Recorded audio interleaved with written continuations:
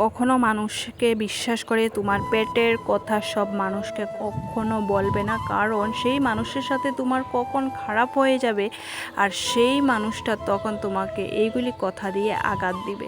তার জন্য যা আছে মনের ভিতরে রাখো, ভগবানের কাছে বলো, ভগবান দেখবে, ভগবান বিচার করবে, কারণ মানুষের কোনোদিন সঠিক বিচার করতে পারে না, ভগবানই সঠিক বিচার করে। তো রাধে রাধে বন্ধুরা, শুভ দুপুরের শুভেচ্ছা। সবাই কেমন আছো? পূজানাথ আসাম ব্লগে সবাইকে ওয়েলকাম জানাচ্ছি। তো অনেক দিন ধরে অনেক আচার বানাচ্ছি, তারপর হঠাৎ করে আবার আমার বর বলছে জলপাই তো সস্তা, তো জলপাই নিয়ে আসলো বাজার থেকে। তো কী করব, গ্যাস বছরের তোমার জলপাই সস্তা ছিল আমার, তো এখন আচারও 2 ধরনের বানিয়েছি, এখন কি করব বুঝতে পারছিলাম না। তারপর বলি না, জলপাই সত্ত্বটা আবার এইবার অন্য রকম বানাই। তারপর দেখো আমি বসিয়ে দিলাম এদিকে, আর চা খাই নেই আজকে, তো চা খেতে দেরি হলো, তো চাটা আবার গরম করে খাচ্ছি। আর এইদিকে তোমার শুকনো লঙ্কা দিচ্ছি, শুকনো লঙ্কা ভালো করে বেছে নিলাম, ধুয়ে নিলাম।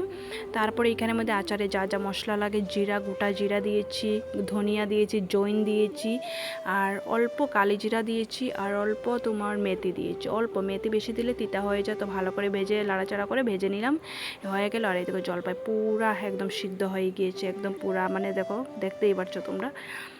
আর এটা না কে কে এরকম বানিয়েছো নিশ্চয়ই কমেন্টে বলবে। তো আশা করি এটা কেউ বানায় না এরকম, আমি ফার্স্ট টাইম বানিয়েছি।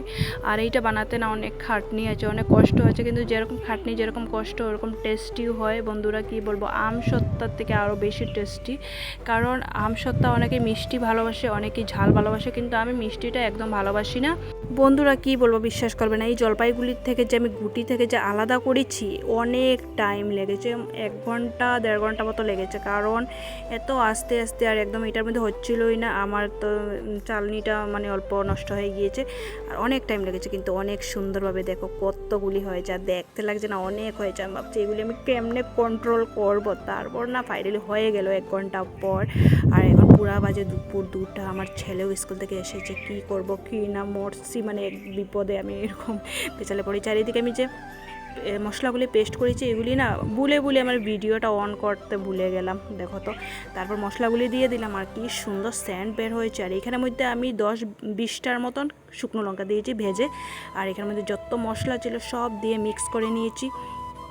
তারপরে এখানে তোমার নুনও দিয়েছি, আর ডালার মধ্যে প্রথমে আমি তেল দিয়েছি, তোমরা তো দেখেছো, ডালার মধ্যে প্রথমে তেল দিয়ে দিলাম, কারণ তারপর সুন্দর করে উঠে যায় যে ডালার থেকে, আর এটা পুরো পাপড় হয়ে যায়। আর এইটা নিয়ে যে কোনো জায়গায় যদি যাও, তোমার যদি অল্প বমি করে, আমার কোন সময় যদি এরকম মানে কিছু করে, তাহলে আমি এটা খাই, আমার অনেক ভালো লাগে, বমি ভাবটা চলে যায়। গাড়িতে ওঠার পর তো আরও ভালো লাগে এটা খেতে, গাড়িতে ওটা মিষ্টি খেতে একদম ভালো লাগে না। তারপর দিয়ে দিলাম কালা লবণ, আর তারপর দিয়ে দিলাম এখানের মধ্যে আদার গুঁড়া ছিল, আদার গুঁড়া দিয়েছি, আর উপরে এখন মিঠা তেল অল্প দিয়ে দিলাম। আর দেখো কি সুন্দর রোদ্রে শুকিয়ে গেল। আর তারপর 1 সপ্তাহ পর আমি এটা নিয়ে আসলাম উপর থেকে, আর দেখো ব্যথাও পেয়ে গেলাম। 1 সপ্তাহ পর যখন উপর থেকে নিয়ে আসছে পুরো পাপড় হয়ে গিয়েছে, ভাবছি আরও অল্প দিব উপরে। তারপর থেকে না এইরকমই ভালো লাগছে, আর অনেক টক হয়ে গিয়েছে। এইরকম টক মানে ধরতে কয়েকদিন ধরে নিজে বিরক্ত হয়ে গিয়েছি, আর একদম সারা করে খালি টক গন্ধ করে। তো আমি অনেক ধরনের আচার বানিয়েছি বন্ধুরা, কি বলবো। আর আমার বর এইদিকে বলছে তোমার আরও আদা রসুনের আচার বানানোর জন্য, আবার নিয়ে আসবো কবে আদা রসুন যখন দাম কমবে, এখন কদিন নিয়ে আছে। আর অনেক টেস্টি হয়েছে বন্ধুরা, অনেক ভালো হয়েছে বন্ধুরা, কী বলবো, একবার ঘরে ট্রাই করে দেখো। জলপাই এখন সস্তা আছে, আর এখানের মধ্যে তুমি যা যা আচারে ব্যবহার করো এইগুলি সব কিছু দিবে, আর অনেক সুন্দর হয়েছে, অনেক ভালো হয়েছে। আর এটা তুমি 2-3 বছর রেখে খেতে পারবে, এটার মধ্যে না পোকা ধরবে না তিতা হবে, কোনো কিচ্ছু না, আর অনেক ভালো। মানে এটা যখন আমি করছি আমার মুখে জল আসছে বন্ধুরা, কী বলবো।